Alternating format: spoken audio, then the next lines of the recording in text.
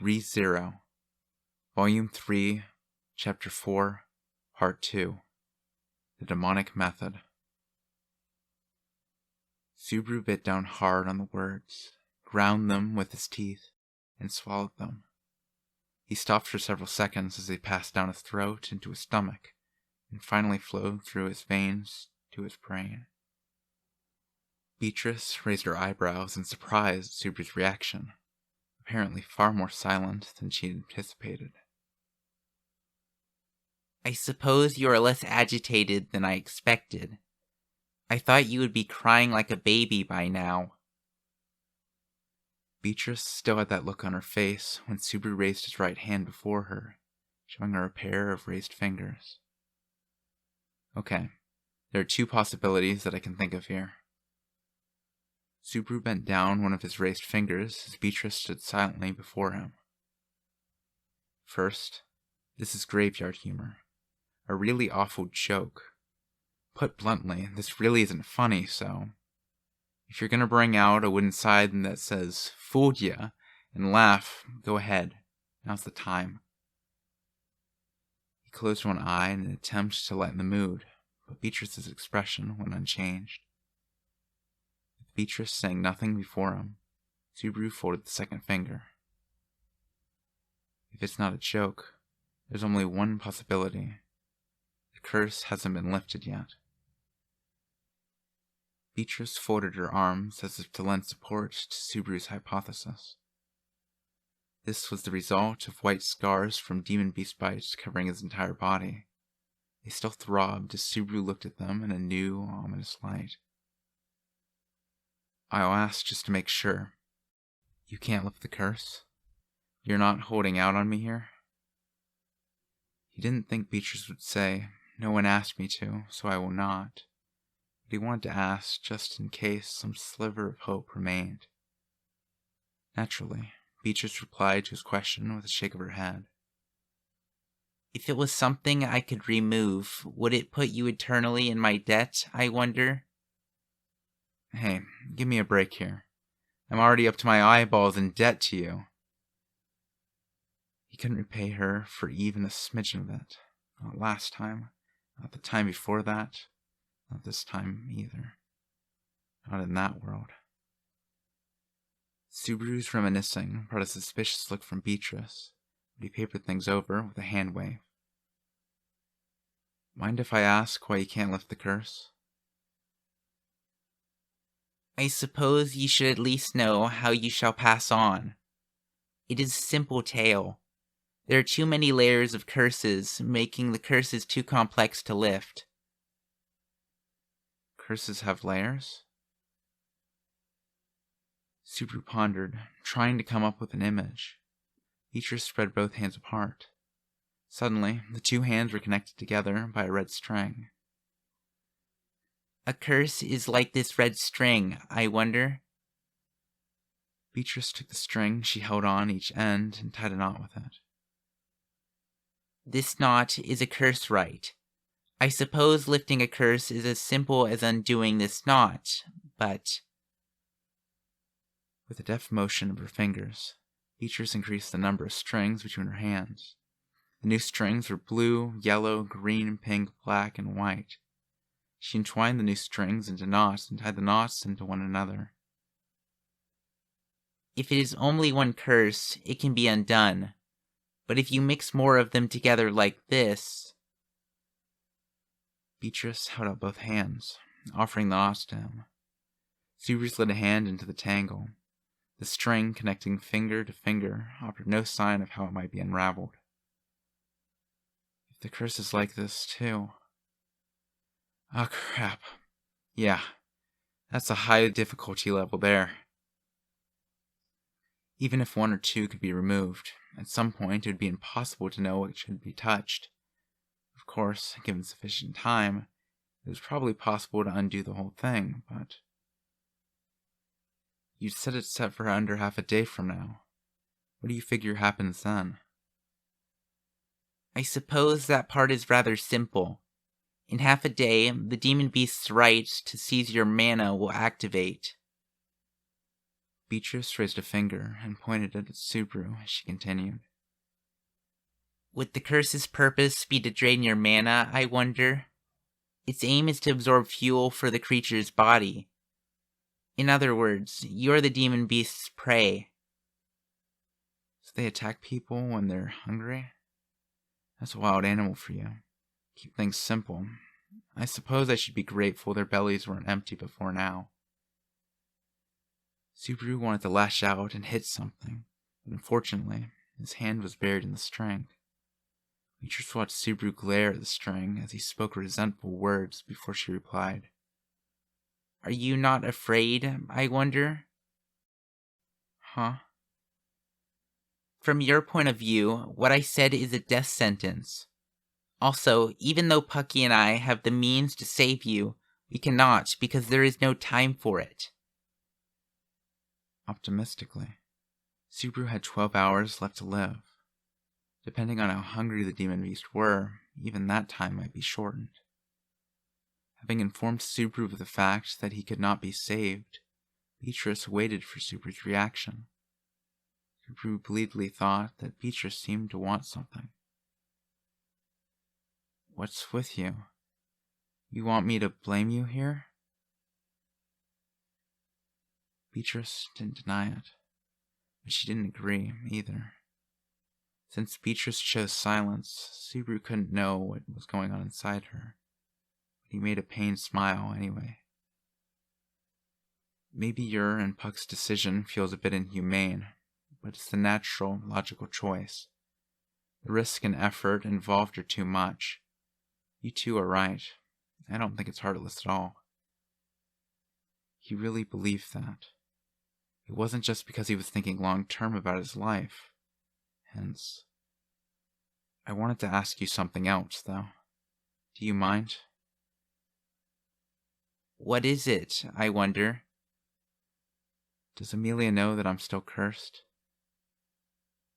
That very moment, Amelia was still sleeping in that room, having healed and nursed him to exhaustion.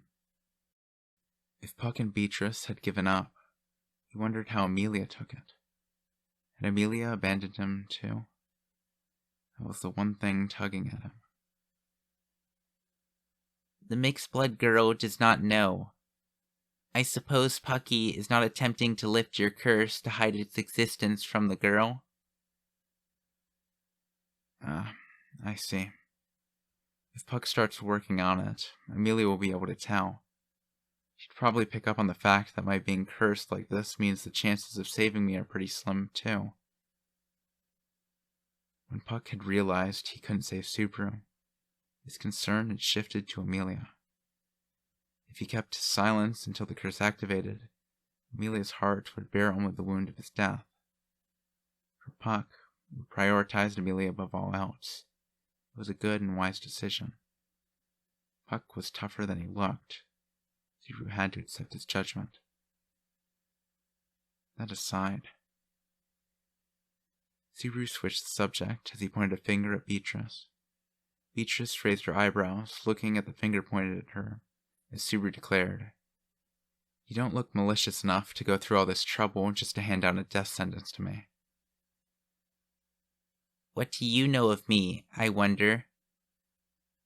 At the very least, enough that it feels like I know you 4 times as long as you think I do.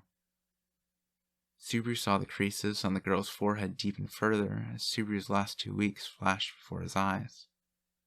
His relations with Rem and Rem were as good as they've been since the first loop. Putting aside the lap pillow, things were a-okay with Amelia.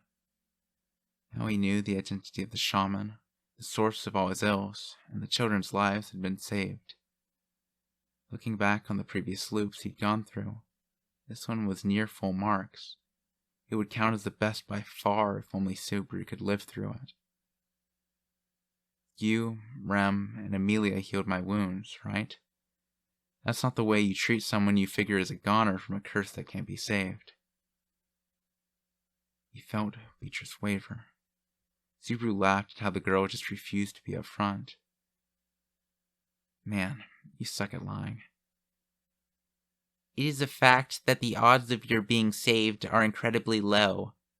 I suppose that is why Pucky did not want the girl to have anything to do with it. So that's why you're playing the villain to soak up all my anger. That's way too roundabout for a little girl. So would you tell me about that really low odds possibility? He formed a circle with his index finger and thumb, showing it to Beatrice in search of a reply. Beatrice hesitated for a while before sighing in resignation. Do you remember when I explained about curses, I wonder? I said there is no way to stop a curse once it has been activated. Beatrice's words seemed off. Yeah, you did say that. That's why it has to be lifted before it No, wait. The premise is all wrong. If that's the case, then how'd the kids get saved? Subaru thought hard, unable to square that knowledge with the available facts. According to Beatrice, lifting a curse succeeded only against a rite that had not yet been activated. The fact that there was no way to stop it after it had been activated was what made it such a scary thing. The children they'd found in the forest were debilitated. It was certain that the demon beast's curses had activated. So the reason the children were alive was... As deductions formed in his mind, a possibility emerged that struck him like lightning. Subaru lifted his face, turned toward Beatrice, and asked, "What happens to the curse if the caster dies?" A normal curse would continue to take effect. But isn't this right for eating, I wonder?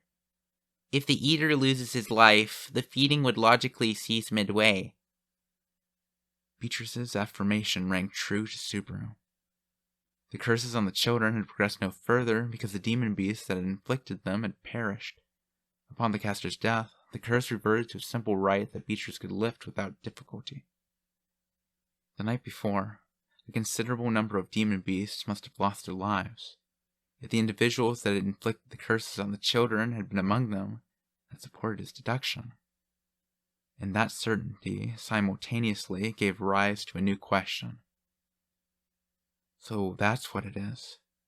There were so many who put curses on me, some are still out there. Subaru looked over his shoulder at the forest in which the demon beast dwelled. His entire body had been battered by the countless fangs of the demon beast pursuing him. If each and every bite inflicted a curse, there was no way to know how many Subaru carried. More than that, taking out every single monster in less than half a day didn't seem realistic. That's why Puck and Beatrice had dug in their heels, refusing to tell Amelia the truth. Pucky was... You don't need to say it. I know how Amelia is. If she knew, she'd probably try something crazy. That makes me real happy, and also real scared. Amelia didn't hesitate to help others, even if it hurt her. That was why Subaru didn't consider asking Amelia for help. He didn't want to even think about it. After all, if by some chance he did lose Amelia right before his eyes, ripping his own body apart 100 times over wouldn't come close to the pain he would feel. The degree of difficulty is totally demonic. Not totally impossible, but still crazy. Just gotta give up. Are you giving up then? Subaru was about to complete the word when the voice emerged from the back of his mind. It was a delicate voice, like a collection of fragments of noise echoing in the subconscious. He gasped, lifted up his face, and looked all around. But there was no one there, except for Beatrice and him. Still, the voice continued. Is there another way to save him? It asked, searching for something to cling to. But somehow, the voice was imbued with sorrowful resolve. Do you have a headache, I wonder? That is to be expected. Only that, I wonder? You should do as you please, then. Beatrice before his eyes spoke, her words overlapping the different ones she had spoken elsewhere. He didn't know when or where he'd heard them. The conversation he'd heard somewhere jostled around in his head.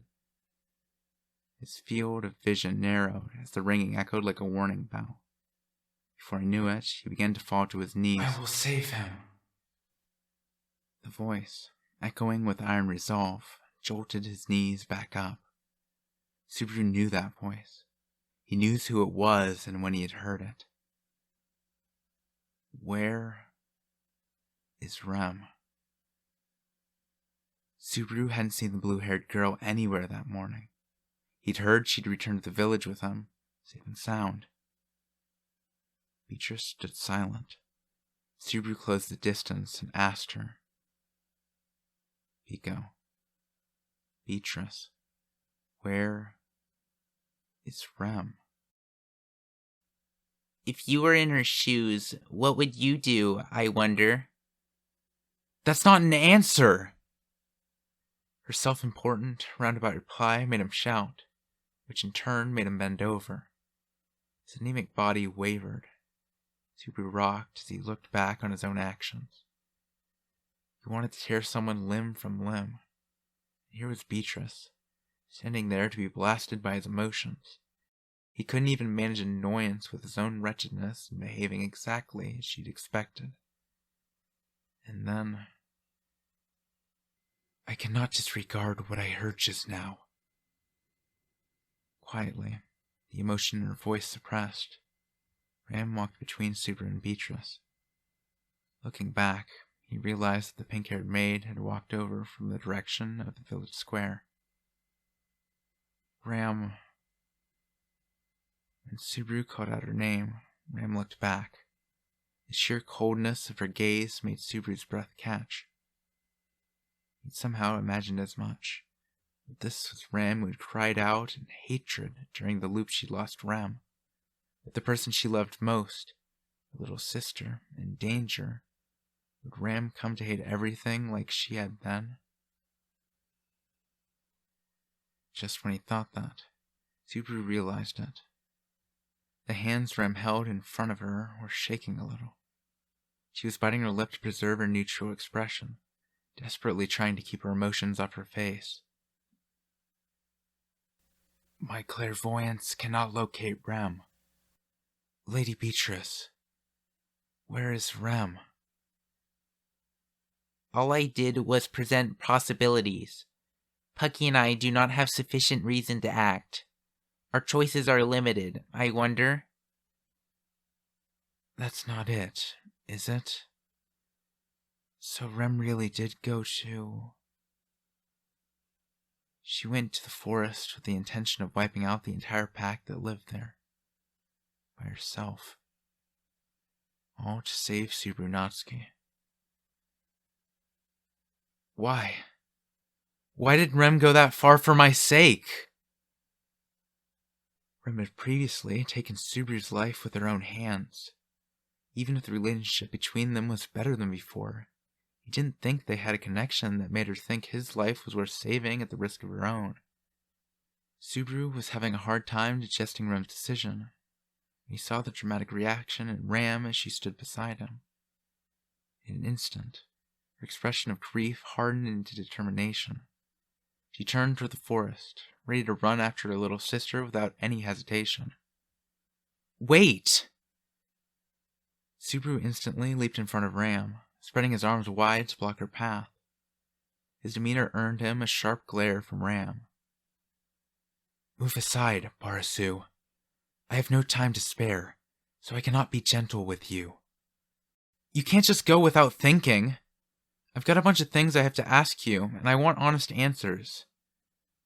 There's no time for anything like... I want to save Rem too. If you think of me as one of you at all, listen to me. I want to raise the odds here, even a little. Hearing that this was about saving Rem, Ram's hard posture wavered just a bit. Subaru, seeing Ram's hesitation, raised a finger into the air. There are just two things I want to ask. Will you be able to tell where Rem is with your clairvoyance? Yes, I will. Once I am past the forest barrier, she will be within range of my clairvoyance. With my vision set on beings on the same wavelength as Ram, if she is in range, I will find her. Different fields of vision to see through, huh? It's like checking on different security cameras in a monitor room.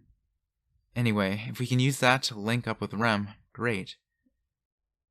Nodding at the first condition being cleared, Subaru raised a second finger for question number 2. So, second question. Ram, are you the type of maid who can fight? What do you mean by that question? As Ram narrowed her eyes, Subaru slumped his shoulders. Well, until we hook up with Rem, there's no telling how many demon beasts we'll run into. If we can't protect ourselves, this plan isn't going anywhere. Just so you know, I'm total deadweight in combat. Wait a moment. Barsu, you intend to come with me? How Subaru so confidently expressed his own shortcomings brought a rare nervous look over Ram. I know that threw you off, but it's mandatory, right? To be honest, if the goal is just making sure I'm safe, then you don't really need me, but... Ram looked even more doubtful as Subaru's line fizzled out. Seeing her expression, he hastily waved a hand. I've got to make it to the 5th day with everyone. That's what I've been fighting for over and over. So please, let me do this. Seeing Subaru bring both hands together in supplication, Ram's lips trembled as if she was at a loss for what to say. But in the end, it was not words that brought an end to that, but a sigh. If you expect me to fight as well as Rem's horn form, you hope in vain. Meaning, unlike Rem, I am hornless. I can use somewhat violent wind magic, but that is about all. As she replied, Ram twirled a finger and made Subaru's hair sway with a gust of wind. If she'd used that magic to interfere with nature more violently just then, she could have sliced off Subaru's right leg or gouged out his throat. The thought of it sent a chill up his spine. But he couldn't ask for anyone more reliable to have on his side of the fight. Beatrice! Ram and I are heading into the forest. If Amelia wakes up before we're back, pull the wool over her eyes, okay? To bring the younger sister back is to abandon your own life. Do you understand that, I wonder? Subaru wagged a finger in response to Beatrice quietly questioning his resolve. That's a little off, so let me correct you. I'm not giving up as if I'm used to dying. Life is precious, and you have only one. I know you've all worked desperately to save mine. That's why I'm going to fight for it, even if it looks ugly. They'd saved a life he had once thrown away when he thought all was lost. It was because so many people had reached out to Subaru that he could do this. It was only thanks to them that he'd made it to extra innings. We'll turn this thing around. It was real awful before, but we still got things this far. I'm doing this because I want to see myself in the sequel. I'm greedy like that.